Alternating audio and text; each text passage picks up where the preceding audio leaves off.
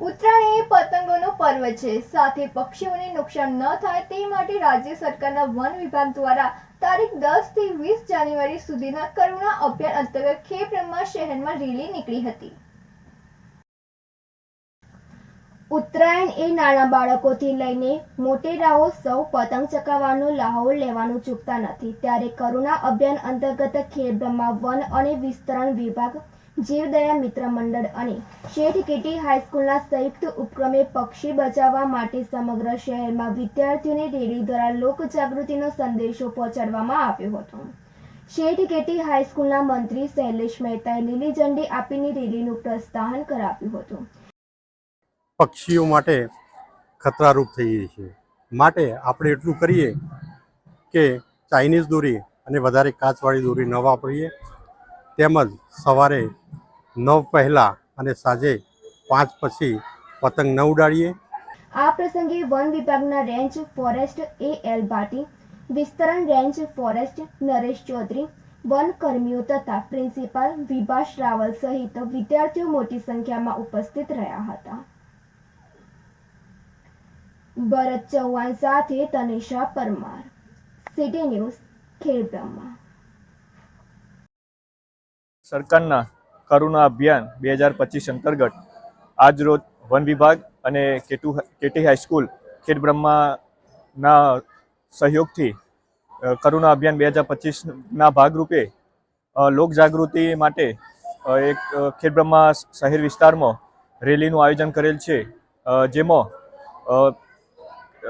લોકજાગૃતિ માટે કે ઉત્તરાયણ નિમિત્તે સવારે 9 વાગ્યા પહેલાં અને સાંજે 5 વાગ્યા પછી પતંગ ન ચગાવો, ચાઇનીઝ દોરીનો ઉપયોગ ન કરવો તથા ડુક્કર કે એનો ઉપયોગ ઓછો ટાળવો અને પક્ષીઓને નુકસાન થાય એવો અવાજ ના કરવો, એના ભાગરૂપે લોકજાગૃતિ તથા કરુણા અભિયાન અંતર્ગત આજ રોજ રેલીનું આયોજન કરેલ છે। મોડાસા સોશિયલ મીડિયા ગ્રુપ તરફથી વાડીલાલ હીરાલાલ ગાંધી બહેરા મુંગા શાળા મોડાસાના બાળકોને ઉત્તરાયણ પર્વ પૂરે ઊંધિયું, જલેબી, પૂરીનું ભોજન પીરસવામાં આવ્યું હતું। આપનું મોડાસા સોશિયલ મીડિયા ગ્રુપ તરફથી શ્રી વાહી ગાંધી બહેરા મુંગા શાળા મોડાસાના બાળકોને ઉત્તરાયણ પર્વ પૂર્વે ઊંધિયું, જલેબી, પૂરીનું ભોજન પીરસવામાં આવ્યું હતું। આ સિવાય યજ્ઞ આપનું મોડાસા સોશિયલ મીડિયા ગ્રુપ તરફથી અવિરતપણે 12 વર્ષ પૂર્ણ કરી 13મા વર્ષમાં પ્રવેશી બહેરા મુંગા શાળાના 160 જેટલા બાળકોને ઊંધિયું, જલેબી અને પૂરીનું ભોજન આજરોજ પીરસવામાં આવ્યું હતું। આ અવિરત સેવા યજ્ઞમાં સાથે સાથે દાતાઓની આહુતિ રૂપે પેન્સિલ કીટ તથા પૌષ્ટિક ચીકી બાળકોને આપવામાં આવી હતી। આ સેવા યજ્ઞમાં આજરોજ આપનું મોડાસા સોશિયલ મીડિયા ગ્રુપના ભગીરથભાઈ કુંપાવત, નીતિનભાઈ પંડ્યા, મોડાસા નગરપાલિકા પ્રમુખ નીરજ શેઠ, ઉપપ્રમુખ રોહિતભાઈ પટેલ, જયેન્દ્રભાઈ પંડ્યા, કિંજલ પટેલ, મોના રાજપૂત તથા ગ્રુપના અન્ય સભ્યો સાથે સંસ્થાના મંત્રી ભાવેશભાઈ જયસ્વાલ, હિસાબીનીસ પરીનભાઈ જોશી, હોસ્ટેલના ગૃહમાતા દીપ્તિબેન ભાવસાર ઉપસ્થિત રહી આ સેવા યજ્ઞમાં સહભાગી બન્યા હતા। આ સેવા યજ્ઞમાં ઓનલાઈન તથા ઓફલાઈન ફાળો આપેલ હતો, એમનો પણ આભાર માનવામાં આવ્યો હતો। ભરત કડિયા સાથે તનિષા પરમાર, સિટી ન્યૂઝ, મોડાસા। આપણું મોડાસા સોશિયલ મીડિયા ગ્રુપ દ્વારા વાડીલાલ હીરાલાલ ગાંધી બહેરા મુંગા સ્કૂલને સતત 12 વર્ષથી ઉત્તરાયણના પર્વ નિમિત્તે આ દિવ્યાંગ બાળકોને ઊંધિયું, જલેબી અને પૂરીની જહેમત જમાડવામાં આવે છે અને ગ્રુપના એડમિન ભગીરથભાઈ અને એમની આખી ટીમ આજે ઉપસ્થિત છે, ત્યારે સંસ્થા આપણા શહેરના યુવા એકદમ ડાયનેમિક લીડર અને સંસ્થા આપણા નગરપાલિકાના મેયર નીરજભાઈ, ઉપપ્રમુખ રોહિતભાઈ, જયેન્દ્રભાઈ સાહેબ બધા ઉપસ્થિત રહી અને સંસ્થાના બાળકોનો ઉત્સાહ વધાર્યો છે।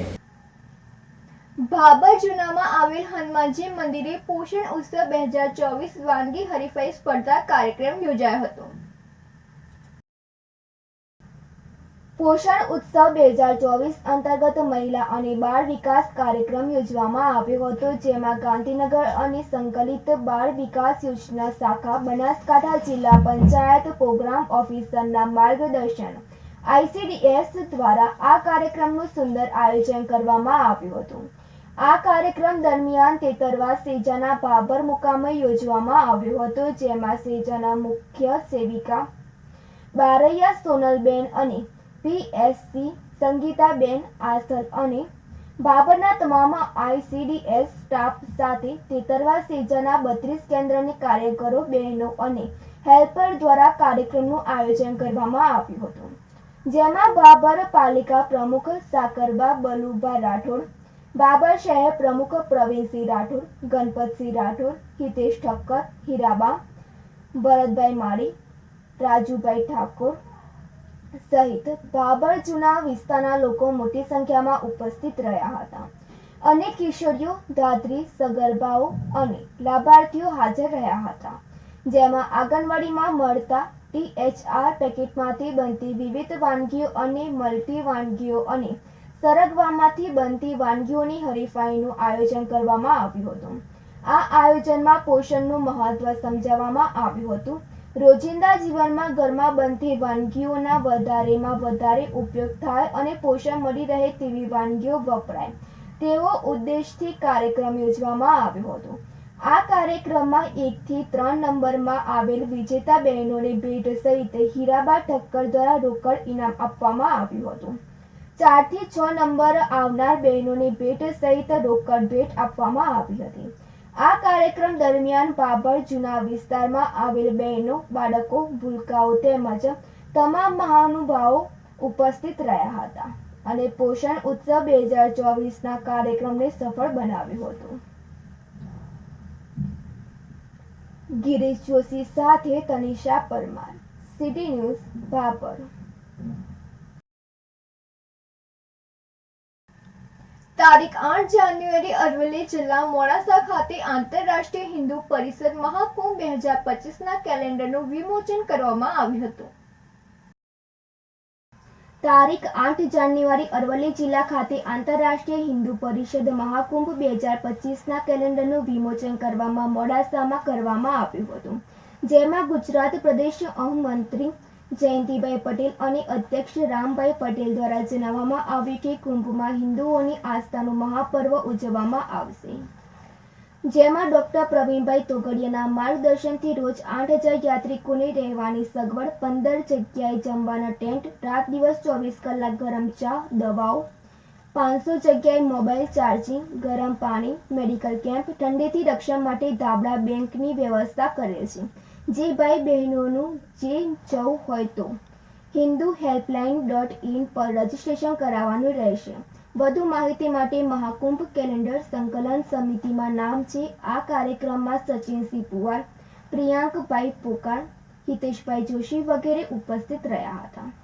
આ તમામ સેવાઓ 13 જાન્યુઆરી, 26 ફેબ્રુઆરી આંતરરાષ્ટ્રીય હિન્દુ પરિષદ, રાષ્ટ્રીય બજરંગ દળ, મહિલા પરિષદ, ઓજસ્વીની દ્વારા ચાલવામાં આવશે, જેવું મીડિયા પ્રભારી નારાયણભાઈ શર્મા, કનુભાઈ પટેલ, જિલ્લા ઉપપ્રમુખ દ્વારા જણાવવામાં આવ્યું હતું. ભરત કડિયા સાથે તનિષા પરમાર, સિટી ન્યૂઝ, મોડાસા. પોશીનાના લાંબડિયા ખાતે sickle cell anemia control program અંતર્ગત રાજ્યસભા સાંસદ રમીલાબેન બારાના વરદ હસ્તે જેટકોના સહયોગથી મળેલ ગઝલ મશીનનો લોકાર્પણ કાર્યક્રમ યોજાયો હતો. સાબરકાંઠા જિલ્લાના પોશીના, વિજયનગર અને ખેબ્રહ્મા તાલુકાની 5,35,000 ઉપરાંતની વસ્તીમાં 669 સિકલ સેલના દર્દીઓ અને 28,060 જેટલા સિકલ સેલ વાહક દર્દીઓ નોંધાયેલ છે. હાલમાં જિલ્લામાં સિકલ સેલના દર્દીને સ્ક્રીનિંગ કામગીરી બાદ કન્ફર્મ નિદાન માટે સોલા સિવિલ હોસ્પિટલ ખાતે સેમ્પલ મોકલવા પડતા હતા. તાજેતરમાં ગુજરાત એનર્જી ટ્રાન્સમિશન કોર્પોરેશન લિમિટેડના સહયોગથી પોશીના, વિજયનગર અને ખેબ્રહ્મા તાલુકાને 5 સામૂહિક આરોગ્ય કેન્દ્ર ખાતે 32 લાખની કિંમતના 5 ગઝલ મશીન આપવાનો સહકાર પાડેલ છે. રાજ્યસભા સાંસદ શ્રીમતી રમીલાબેન બારાએ ગઝલ મશીન લોકાર્પણ વેળાએ જણાવ્યું કે દેશના માનનીય વડાપ્રધાન આદિજાતિ અને છેવાડાના નાગરિકની ચિંતા કરે છે. તેઓના સર્વાંગી વિકાસ માટે સ્વસ્થ માતા, સ્વસ્થ બાળકનું આપનું લક્ષ્ય છે. સિકલ સેલ એનિમિયા મિશન 2047 માટે આપણે જનજાગૃતિના વિશેષ પ્રયાસો થકી કટિબદ્ધ થવાનું છે. તેઓએ વિશેષમાં જણાવ્યું કે દીકરા દીકરીના શિક્ષણનું મહત્વ વધારવાથી નાની ઉંમરના લગ્ન, અંધશ્રદ્ધા, કુરિવાજો, ગેરમાન્યતાઓને દૂર કરી શીખશું.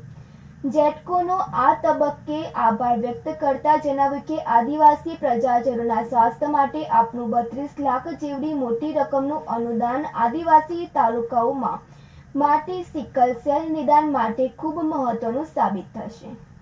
અહીંના પ્રજાજનોને સ્થાનિક કક્ષાએ ટેસ્ટિંગની સુવિધા ઉપલબ્ધ થવાથી તેમના સેમ્પલને અમદાવાદ ખાતે મોકલવા પડશે નહીં અને તાત્કાલિક નિદાન તથા ઝડપી સારવાર શક્ય બનશે. આ કાર્યક્રમમાં ઉપસ્થિત આરોગ્ય સમિતિના ચેરમેન અનસુયાબેને જણાવ્યું કે સ્વસ્થ સાબરકાંઠા માટે મુખ્ય જિલ્લા આરોગ્ય અધિકારીની ટીમ હર હંમેશા કાર્યરત હોય છે. આજે જિલ્લાના આદિવાસી તાલુકાઓમાં સિકલ સેલ ટેસ્ટિંગની સુવિધા વધવાથી ગુણવત્તાયુક્ત આરોગ્ય સેવાઓ છેલ્લા ઘર સુધી પહોંચશે. આ પ્રસંગે જેટકોના ડેપ્યુટી એન્જિનિયર હેમંત પટેલે જણાવ્યું કે આદિવાસી બાંધવાઓના સ્વાસ્થ્ય માટે સદૈવ કટિબદ્ધ છીએ. આગામી સમયમાં પણ અમારી સંસ્થા સ્વસ્થ સમાજ નિર્માણ માટે જરૂરી સહયોગ આપશે. મુખ્ય જિલ્લા આરોગ્ય અધિકારી ડોક્ટર રાજ સુથરિયાએ જણાવ્યું કે સાબરકાંઠામાં આ સુવિધા ઉપલબ્ધ થવાથી સિકલ સેલના દર્દીઓને ગુણવત્તાયુક્ત ઝડપી આરોગ્ય સેવાઓ પ્રાપ્ત થશે.